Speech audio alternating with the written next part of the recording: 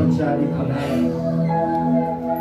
kami tahu bahwa ketika kami tetap ada di dalam Engkau, dunia boleh bergoncang, tapi kami akan tetap teguh. Kami tidak akan pernah tergoyahkan. Terima kasih Bapak yang baik. Sore ini Tuhan, anak-anak muda boleh ada di tempat ini.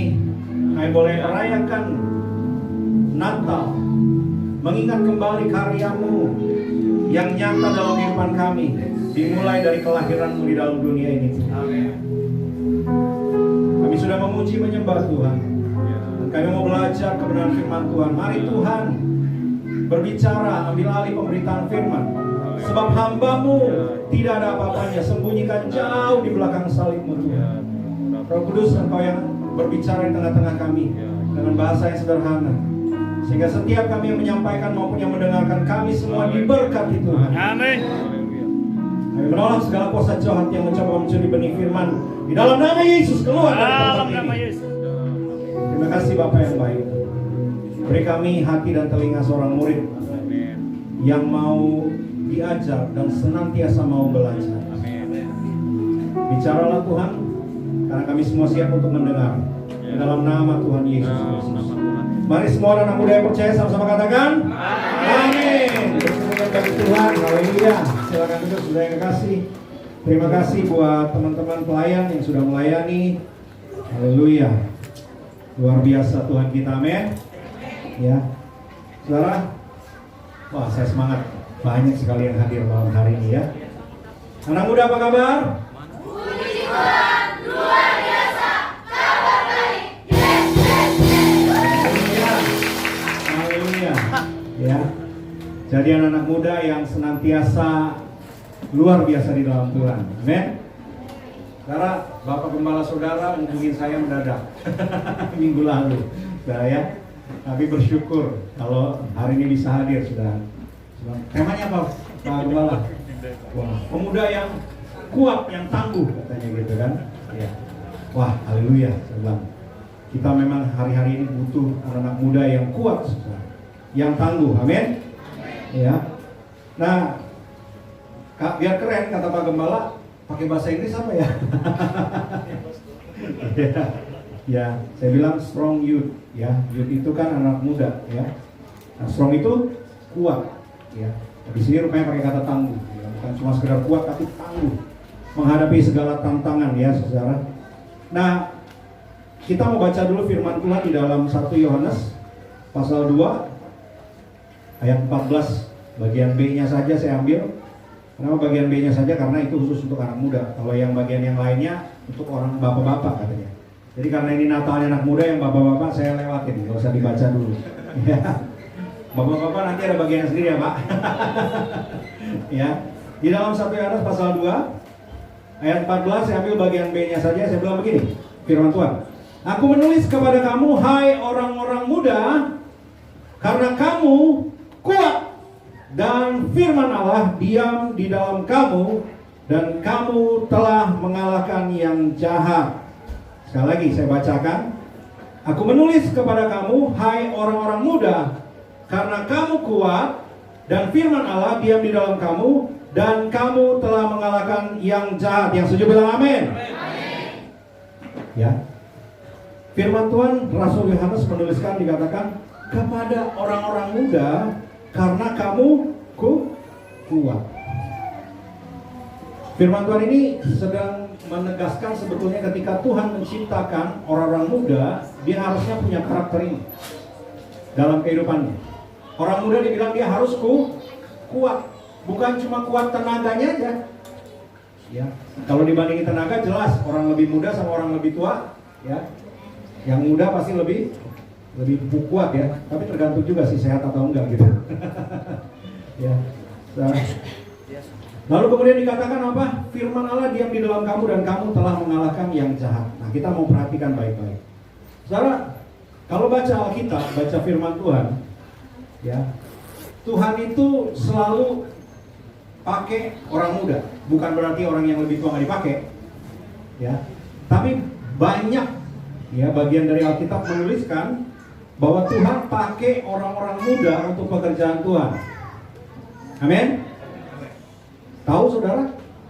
Siapa orang muda yang dipakai Tuhan di Alkitab? Hah? Kok nggak ada yang jawab?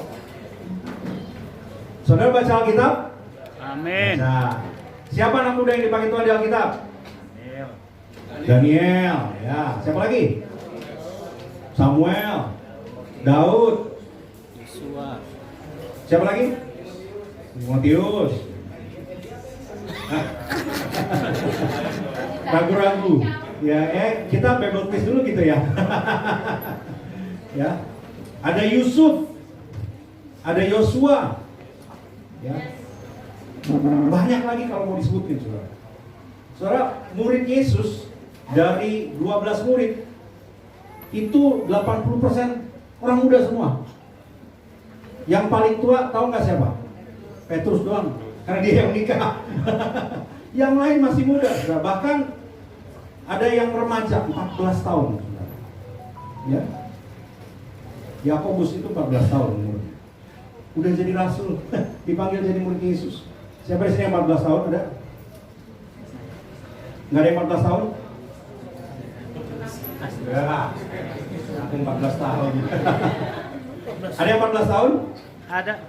Waduh, 49 tahun. Oke, ya 14 tahun sudah dipakai Tuhan. Amin. Ada yang mau dipakai Tuhan? Ya. Soalnya firman Tuhan bilang orang muda itu kuat. Dan Tuhan sebetulnya mau berkarya. Ya, tadi saya suka yel-yelnya tuh. Ya. Tadi apa? Bertumbuh. Pemuda, kabar baik. Bertumbuh, berbuah, berkarya. Yes. Kurang semangat. Nggak kompak. Pemuda kabar baik. Bertumbuh, berbuah, berkarya. Yes. Ini Tuhan mau, saudara. Tuhan mau anak muda itu bertumbuh rohaninya, bukan cuma sekedar jadi tua, tapi menjadi dewasa secara rohani. Amin. Amin. Walaupun usia saudara masih muda, ya, Tuhan yang ada di dalam saudara tetap sama. Amin. Amin. Roh Kudus yang ada di dalam diri Bapak Gembala dengan Roh Kudus yang ada di dalam diri saudara itu sama, tidak ada perbedaan. Dan Roh Kudus yang sama, dia akan menolong saudara bertumbuh ke dalam kedewasaan rohani. Amin. Amin. Lalu kemudian bukan cuma tumbuh, tapi harus berbuah, berkarya. Saudara adalah generasi untuk penerus gereja, saudara. Amin. Amin. Saudara adalah generasi penerus gereja. Tetapi saudara, ada satu hal yang menyedihkan hari-hari ini terjadi. Kenapa? Kenyataannya, saudara, gereja secara umum, saya bersyukur kalau di sini banyak nih, saudara. Ya. Tapi secara umum, saudara, gereja sedang mengalami yang namanya kehilangan generasi. Generasi apa? Generasi muda, saudara. Ya. Di Banten saja GGP ya Pak ini kan Wakil Ketua Madani Pak Gembala. Dari kita ada 15 gereja ya Pak. Yang punya kaum muda gerejanya cuma berapa Pak? Yang saya data yang ada kaum mudanya itu kalau nggak salah cuma 7, separuh sudah. Sisanya nggak ada kaum muda di gerejanya sudah. Ngeri kan? Tadi kita udah setuju ya bahwa anak muda adalah generasi penerus gereja. Sekarang kalau gereja nggak ada generasi mudanya, nggak ada anak mudanya, gimana saudara? Kalau nanti orang tuanya maaf, dipanggil pulang, kontraknya udah habis, terus siapa yang ada di gereja saudara? Ya, ini ngeri saudara. Ya coba perhatikan di sini saya ambil satu statistik dari survei saudara. Ini Barna Group ya. Saudara tahu kalau saya khotbah pasti selalu saya bawa data. Ya kenapa? Karena kita semua mau belajar, bukan cuma sekedar kalau bahasa anak muda apa ngemeng ya? Ngemeng. Ngemeng itu cuma ngecap, asal bunyi gitu ya. Harus ada datanya. Menurut Barna Group Barna ini, Josh Barna adalah seorang hamba Tuhan yang selalu melakukan survei rohani, saudara. Ya, dia melakukan survei data supaya tahu kondisi-kondisi yang dialami gereja hari-hari ini. Nah dari surveinya dia menemukan gini, masalah orang-orang yang keluar dari gereja ini dilakukan di Amerika karena dia orang Amerika saudara ya. Persentase orang Amerika dari masing-masing rentang usia yang mengaku tiap bulan pergi ke gereja dan berpartisipasi di dalam gereja. Ya, ini kita lihat saudara mengalami penurunan, ya, termasuk ibadah minggu pemuda, kelompok kecil atau sekolah minggu. Ya, ini diadakan sebenarnya udah cukup lama. Saya belum ketemu lagi data yang baru sih ya saudara. Lalu kemudian nextnya, kalau sudah perhatikan lagi, menurut anak-anak muda ketika disurvei gereja itu mereka katakan begini. Ya, coba yang berikutnya slide saya. Menurut anak-anak muda yang disurvei, persentase orang yang disurvei ini usianya 18 sampai 29 tahun. Ya, menurut kata-kata mereka sendiri, pertama, gereja membosankan. Ya. Yang sangat setuju 16%, yang setuju 31%. Intinya yang sangat setuju dan setuju ini sudah masuk angka 47%. 47% orang yang disurvei bilang gereja membosankan. Anak muda di sini gereja membosankan nggak? Haleluya. Tapi di luar sana banyak yang begitu. Ya. Lalu dikatakan menurut mereka iman tidak ada hubungannya dengan karir ataupun hobi saya. Tanpa iman pun saya bisa berhasil menurut mereka. Lalu mereka juga berkata begini, gereja tidak mempersiapkan saya untuk hidup di dunia nyata. Menurut mereka orang di gereja itu hanya mimpi-mimpi doang. Oh, ngomongin surga yang nanti di sono. Giliran di kehidupan nyata mereka nggak tahu harus berbuat apa. Ya. Lalu kemudian dikatakan gereja tidak menolong saya menemukan tujuan hidup. Ya. Alkitab tidak diajarkan dengan jelas. Dan kemudian ada yang berkata juga Allah sepertinya nggak ada di dalam gereja. Ya. Ini menyedihkan, sudah disurvei kepada anak muda. Makanya banyak anak muda sekarang nggak ke gereja. Tapi bersyukur di sini ke gereja. Amin. Amin. Rajin, amin. Amin. Kalau sampai yang amin nggak datang, tanyain. Kemarin bilang amin gitu. Ya. Saudara, kenapa ini terjadi, saudara? Kenapa hal ini terjadi di banyak tempat? Ya. Saya berharap kalau di sini saudara bisa kuat, saudara bisa jadi pemuda yang tangguh, saudara punya dampak buat orang yang ada di luar sana. Karena hari-hari ini ada banyak sekali anak muda terhilang. Ya. Kenapa bisa terjadi begitu, saudara? Ada banyak gereja, saya percaya di sini enggak. Tidak ada lagi yang namanya pemuritan, saudara. Ya. Tidak lagi bisa dinasehati, saudara, anak-anak muda. Ya. Ketika anak muda nggak bisa dinasehati, nggak bisa dikasih tahu, saudara, wah, repot. Titus pasal 2 bilang begini, demikian juga orang-orang muda, nasihatilah supaya mereka menguasai diri dalam segala hal. Jadikanlah dirimu sendiri sebagai teladan dalam berbuat baik. Hendaklah engkau jujur dan bersungguh-sungguh dalam pengajaranmu, sehat dan tidak bercela dalam pemberitaanmu, sehingga lawan menjadi malu karena tidak ada hal-hal buruk yang dapat mereka sebarkan tentang kita. Banyak anak muda kecewa dalam gereja. Nggak diajarin sesuatu yang benar. Yang di atas pemimpinnya tidak jadi teladan. Saudara, hari-hari ini ngeri. Ada banyak orang juga datang ke gereja, saudara, ternyata cuma jadi formalitas, kebiasaan. Kenapa? Habis kalau nggak datang nanti diomelin, papa mama ngoceh. Ngapain cuma tidur terus di kamar? Ke gereja, tapi cuma formalitas. Ya. Banyak anak-anak muda sekarang nggak tahu tuh cerita Alkitab. Ya, bersyukur tadi saya tanya masih tahu tuh Daniel. Daniel tuh kisahnya yang mana, saudara? Hah? Oh, gua singa ya. Saya pikir Daniel, itu yang panjat pohon. Kalau enggak yang main musik, yang main keyboard. Oh, yang main keyboard. Yang panjat pohon siapa, saudara? Puji Tuhan, masih tahu, saudara ya. Yang minta tanda sama Tuhan untuk berperang siapa, saudara tahu? Oh, saya kasih tes yang lebih sulit lagi ceritanya nih.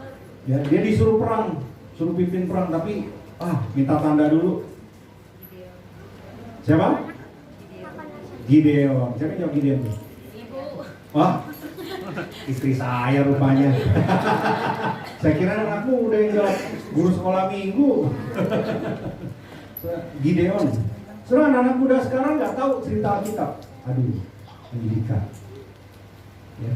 Kenapa? Karena yang dibaca sekarang bukan Alkitab. Ya. Taunya K-pop atau apa namanya, K-drama ya. Ya. Opa gitu kan. Yang gitu-gitu tahu, oh drama Korea, hafal judulnya, ceritanya hafal. Tapi cerita Alkitab nggak hafal. Nggak tertarik untuk baca firman. Tidak siap untuk hidup di dunia, tapi berbeda dari dunia. Maksudnya apa? Kita harus beda dengan dunia, tapi kita tetap hidup ada dalam dunia kan? Kita nggak jadi orang Kristen terus langsung dipisahkan. Oh hidupnya dibiarkan aja sana, gitu kan? Enggak, saudara. Makanya Yesus ketika berdoa begini, Bapa, aku tidak meminta engkau mengambil mereka dari dunia. Tuhan Yesus nggak bilang semua yang percaya langsung diangkat ke surga aja, enggak. Mereka tetap harus hidup di dalam dunia. Tapi Yesus juga bilang mereka bukan dari dunia. Saudara harus beda. Amin. Ya. Kita harus ada pemuritan, saudara. Tapi hari-hari ini berkurang di mana-mana. Saya berharap di tempat ini saudara harus punya pemuritan yang kuat. Yang setuju bilang amin. Ya. Pemuritan itu untuk apa, saudara? Saudara supaya bertumbuh menjadi serupa dengan Kristus. Dan pemuritan itu menyenangkan, saudara. Ya. Menyenangkan, saudara. Share, saling berbagi. Ya. Saya ada kelompok sel dewasa muda, saudara. Dewasa muda itu usianya agak lebih dari saudara. Udah biasanya udah mulai kerja, lalu ada beberapa keluarga-keluarga muda itu di kelompok sel saya. Nah, satu waktu kami pernah bikin acara nonton bareng, ya, nonton bareng. Tapi bukan drama Korea, bukan. Kami nonton barengnya film rohani, saudara ya. Nah, waktu itu kita nonton film rohani bareng-bareng. Selesai nonton film, kita sharing. Saudara, yang luar biasa loh, filmnya sama, tapi ketika kita sharing, saudara, setiap orang dapat berkat masing-masing, punya sudut pandang yang berbeda dari apa yang kita saksikan di film itu. Lalu kita berbagi, oh saya dapat ini, Tuhan bicara begini. Oh saya dari film ini dapat ini, Tuhan bicara begini, saudara. Itu luar biasa. Itu yang namanya pemuritan. Amin. Ya.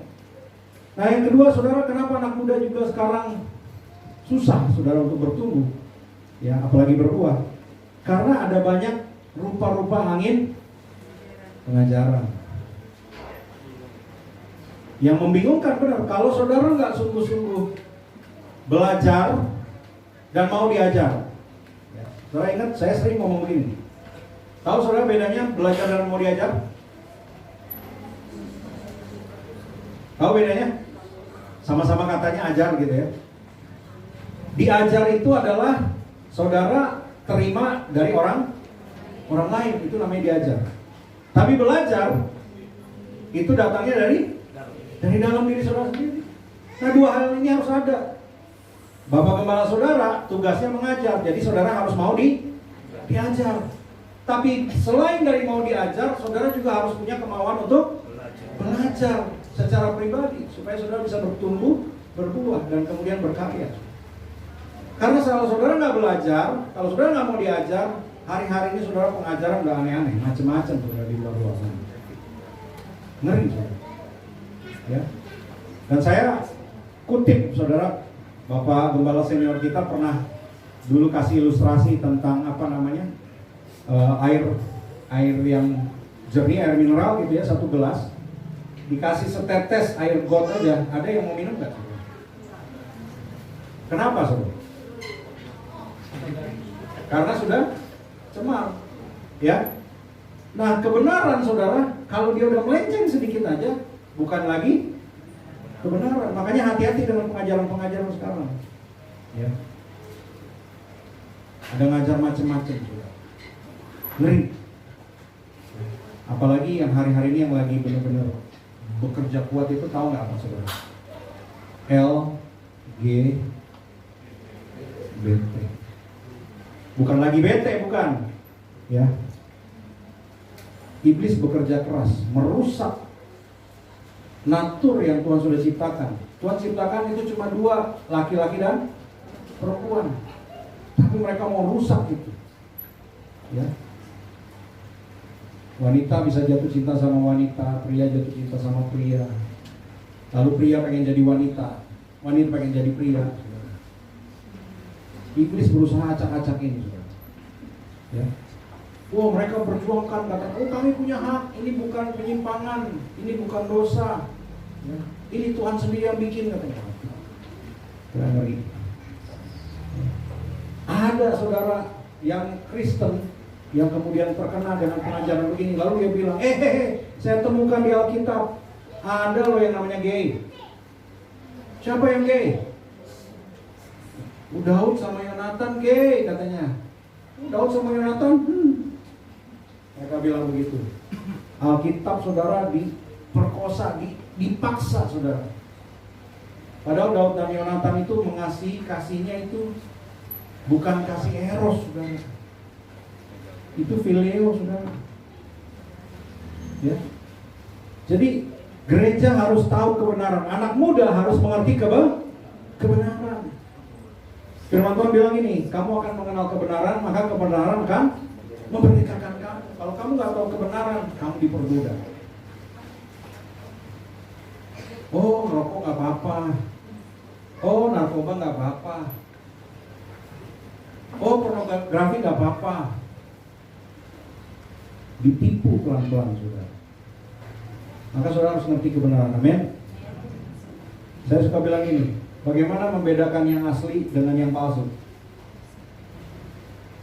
Harus tahu aslinya, betul nggak? Jadi kalau saudara mau membedakan barang asli dengan barang palsu, saudara harus tahu yang asli. Saudara mau mengerti kebenaran, ya harus belajar kebenaran. Firman Tuhan.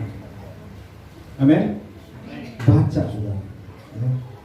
Ini saya dapat gambar lucu deh. Dia stres. Ya gambar ini. Sampai dia bilang, aduh Tuhan, kayak gimana sih yang benernya? Eka jadi bingung nih. Terlalu banyak, saudara. Hari-hari di sosial media, saudara, informasi apapun masuk. Bisa nggak saudara bedain antara yang benar sama yang hoax?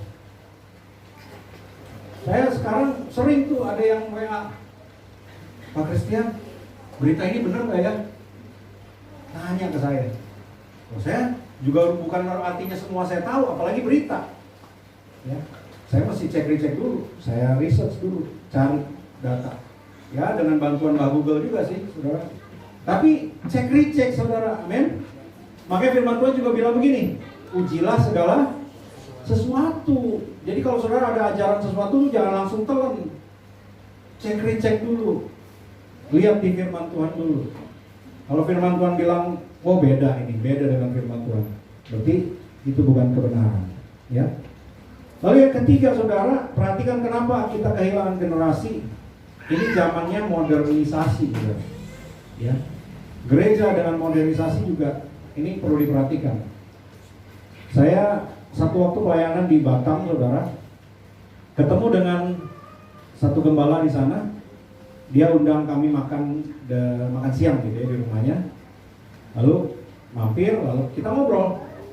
Wah, ketika ngobrol dia katakan begini, di tempat saya Pak Pendeta, pokoknya ibadah tidak boleh ada yang pakai handphone, harus pakai Alkitab buku. Handphone harus mati semua. Dia bilang gitu kan. Kalau tidak husuk, tidak hikmat katanya. Saya bilang di satu sisi betul nggak? Satu sisi betul, tapi di sisi lain gereja kalau kaku, tidak bisa mengikuti arus zaman sekarang, ya ditinggalin. Kenyataannya apa?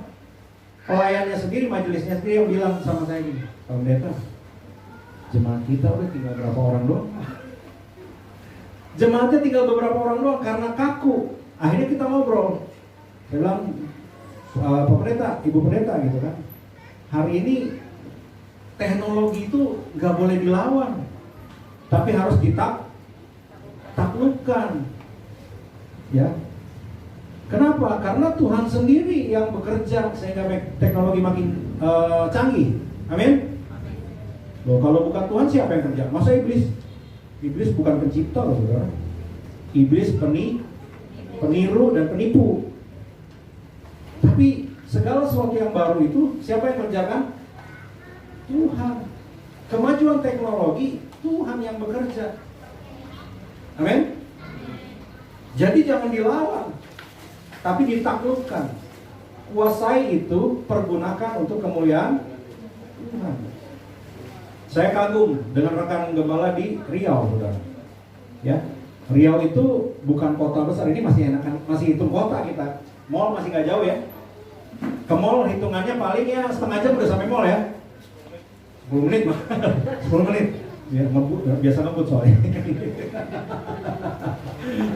Di Riau itu saudara, tempat kami melayani itu, kalau mau ke mall itu adanya di kota Pekanbaru. Pak Gembala sudah pernah ke sana. Kalau di tempat kita melayani sana Pak, nggak ada mall ya Pak. Kalau mau ke mall, saudara paling cepat 3 jam perjalanan. Ya, tapi ini gereja di desa ini saudara, untuk gerakan baca Alkitabnya sudah pakai Alkitab handphone semua. Jadi gembalanya ngajarin, bikin video di YouTube saudara. Petunjuk pembacaan Alkitab, ya, dengan Alkitab online gitu ya.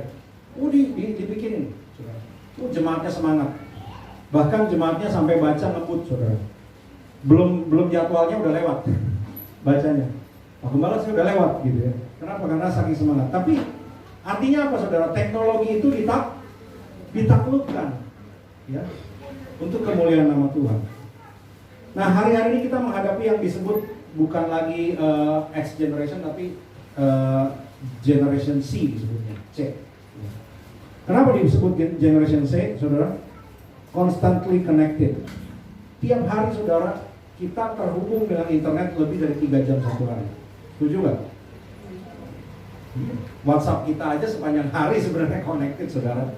Betul nggak? Ya. Lalu kemudian apa? Sekarang ini udah zamannya creator atau curator of their own content. Setiap orang bentar-bentar bikin konten. Mau itu Instagram, mau itu Facebook, mau itu TikTok, mau apa lagi? Twitter, YouTube, banyak lah saudara pokoknya. Ya.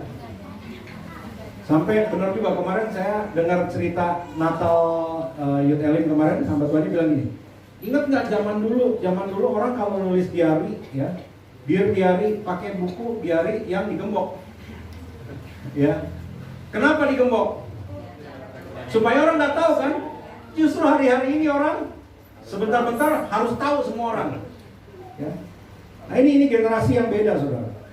Lalu kemudian charm their communities, mau itu nyata mau itu virtual, mereka pengen mengesankan gitu, pengen oh lihat gua dong. Gua keren loh gitu. Saudara gitu gak? Gua lagi makan loh. Gua lagi ngopi loh. Gua kesandung. Kesandung aja diposting saudara. Ya. Apa-apa saudara pengen diketahui orang.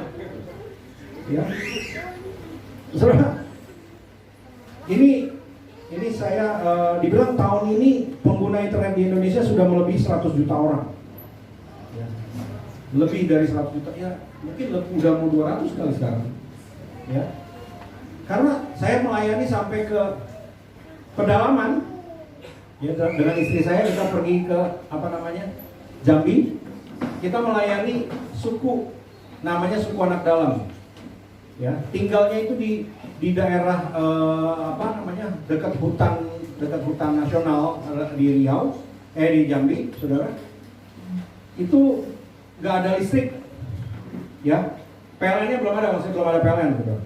Jadi waktu kami perjalanan ke sana, jadi kami tadinya bareng-bareng ketemu sama Pak Gembala di Riau, Pak Gembala masih ada pelayanan, kami pergi ke Jambi, ya, ketemu pagi-pagi, berpisahnya tuh. Kami berangkat sekitar jam 8:30 pagi ya, 8:30 pagi, sampai di tempat tujuan kami di tempat pelayanan suku anak dalam itu kira-kira jam 12 malam, ya, itu bayangin perjalanannya. Ya, yang tadinya kami pikir cuma sekitar 8-9 jam, rupanya hampir 15 jam perjalanan. Ya, begitu nyampe gelap gulita. Kan naik mobil ada lampu mobil, begitu sampai kok gelap semua ya. Rupanya memang nggak ada listrik, saudara. Begitu lampu mobil mati, udah gelap semua, saudara. Tinggal lampu handphone doang. Nah ternyata saudara handphone pun tidak ada sinyal, ya, sinyal provider nggak ada sama saudara. Tapi rupanya mereka bisa pakai itu orbit sebenarnya. Orbit rupanya pakai satelit sudah, nggak ada sinyal handphone tapi dapat internet, ya. Dan itu hanya nyala kalau lagi genset nyala, saudara. Tapi maksudnya apa, saudara? Sampai di ujung sana yang melayani suku terbelakang itu, rupanya udah nyambung dengan internet. Ketika saya ngobrol dengan hamba Tuhan di sana, anaknya dia bilang, kami pakai internet pak. Loh, buat apa? Di sini listrik aja belum masuk, sinyal handphone nggak ada. Saya sekolah ikut kelas online pak. Rupanya kuliah, saudara. Kuliahnya online, saudara. Ya. Jadi sampai di ujung-ujung aja udah ada sinyal internet, saudara ya. Nah pertanyaannya gini, seberapa gereja bisa merangkul generasi ini? Kalau gereja melawan, oh ini nggak boleh, itu nggak boleh, ya siap-siap aja ditinggal. Jadi yang harus dilakukan apa? Ini saya tulis di ini saya bilang gini, teknologi adalah untuk memudahkan pekerjaan kita harusnya. Amin. Teknologi diciptakan untuk mempermudah pekerjaan kita. Ya. Maka yang perlu dilakukan adalah kita harus menguasai teknologi, jangan dikuasai. Ya.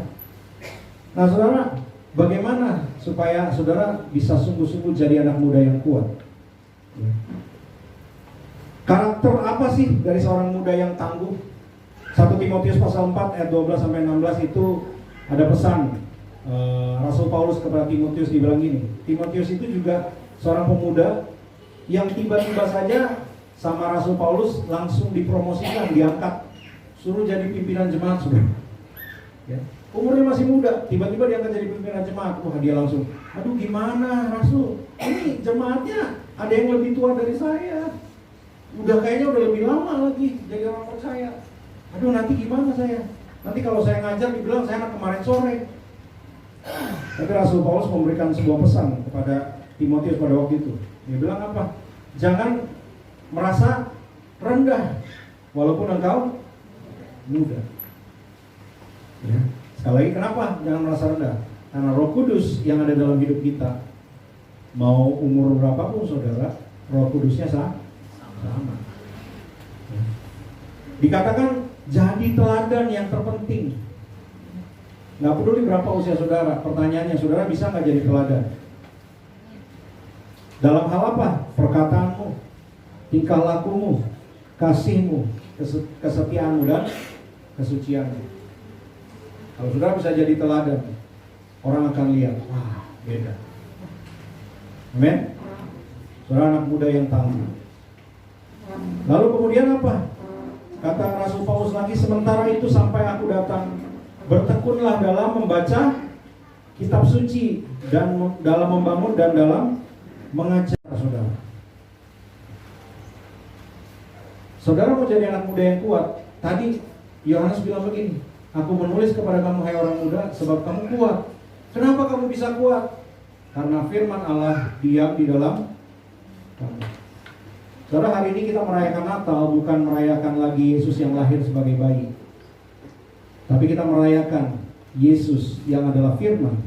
Dia turun ke dalam dunia, dia menyatakan dirinya bagi kita, dan dia mau tinggal dalam kehidupan kita. Amin. Pertanyaannya, saudara biarkan firman itu tinggal nggak dalam hidup saudara? Atau ya itu hanya cadangan? Apakah dia ada dalam hidup saudara? Kalau dia ada dalam hidup saudara, saya berani jamin saudara ada orang yang kuat. Amin. Anak muda engkau kuat, sebab firman Tuhan diam di dalam kamu. Tapi kalau tidak ada firman dalam hidupmu, saudara nggak bisa kuat. Ya. Bertekun dalam firman Tuhan, membangun dan mengajar saudara. Ya. Saling membangun satu dengan yang lain, saling mengajar, saling menasehati. Ya. Up itu bagaimana saudara membangun hubungan saudara dengan Tuhan. In, bagaimana saudara bertumbuh di dalam. Out, bagaimana hidup saudara menjadi berkat buat orang lain. Makanya tadi, pemuda kabar baik, bertumbuh, berbuah, berkarya. Itu namanya up, in, out. Amin.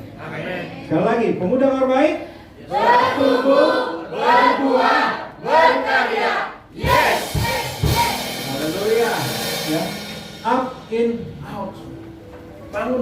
saudara dengan Tuhan.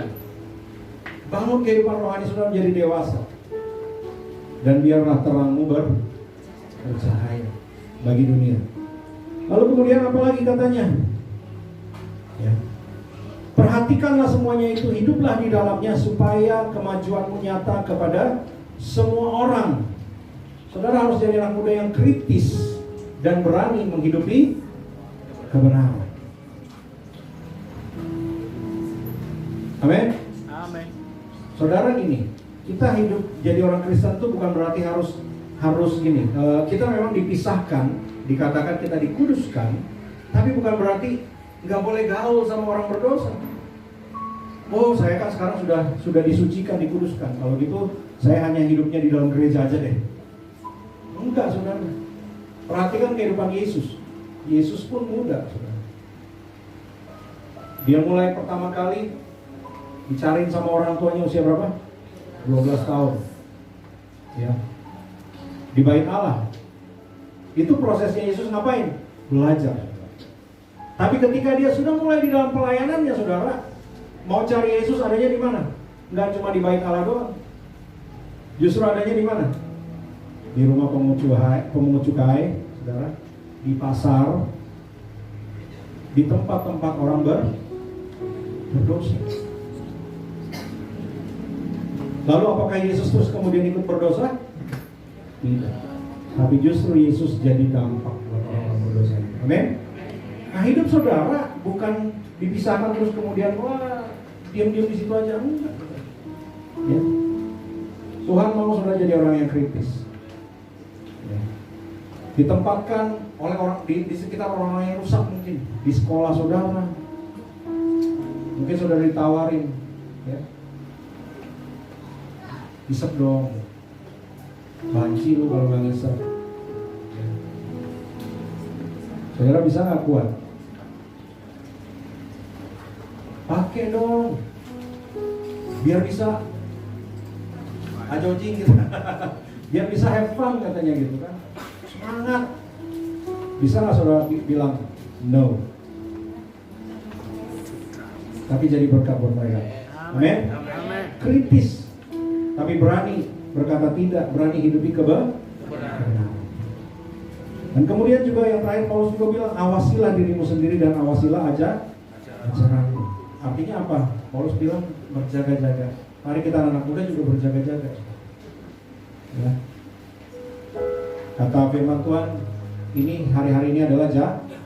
Ya. Makanya kita perlu berjaga-jaga. Lalu kata firman Tuhan lagi, bertekunlah dalam semuanya itu, karena dengan demikian engkau akan menyelamatkan dirimu dan semua orang yang mendengar engkau. Saudara akan jadi pemuda yang kuat, gak gampang digoyahkan, karena firman Tuhan diam di dalam kamu. Dan ketika firman diam di dalam hidupmu, Yesus yang dulu lahir jadi bayi, sekarang dia tinggal di dalam hidupmu, maka engkau akan mengalahkan yang jahat. Amin. Amin. Ketika iblis mencoba menjatuhkan hidupmu, ketika iblis mencoba menipu engkau, ketika iblis mencoba membuat engkau jauh dari Tuhan, ketika iblis mencoba berkata, kamu bukan siapa-siapa, kamu gak bisa apa-apa, sedangkan berkata, hanya engkau, sebab Tuhanku ada di dalam aku. Amin. Karena firman Tuhan, roh yang ada di dalam kami jauh lebih besar daripada roh yang ada di dalam kami. Amin. Malam hari ini saudara, biarkan Yesus sekali lagi lahir dalam kehidupan, masuk di dalam hidupmu. Bukan lagi sebagai bayi, tapi firman yang hidup, yang akan membawamu bertumbuh menjadi dewasa di dalam Dia, serupa dengan Dia, yang akan membuat hidupmu berbuah lebat, menjadi berkat bagi banyak orang, membuat engkau berkarya, melakukan hal yang tidak pernah engkau bayangkan. Amin. Saudara mau dipakai Tuhan? Yang mau dipakai Tuhan boleh angkat tangan. Ya. Saudara harus mau belajar. Saudara harus mau tundukkan kepalamu malam hari ini. Saya beri waktu saudara untuk datang kepada Tuhan Yesus dan bilang, Tuhan Yesus, aku sudah dengar firman-Mu malam hari ini. Engkau katakan bahwa kami orang muda adalah orang-orang yang kuat. Dan kami mau jadi pemuda yang tangguh, Tuhan. Oleh karena itu, kami mau firman itu tinggal dalam hidup kami. Kalau selama ini saudara belum sungguh-sungguh membiarkan firman Tuhan hidup di dalam dirimu, tinggal di dalam dirimu, buat keputusan. Bilang kepada Yesus, Yesus, firman yang hidup, lahirlah dalam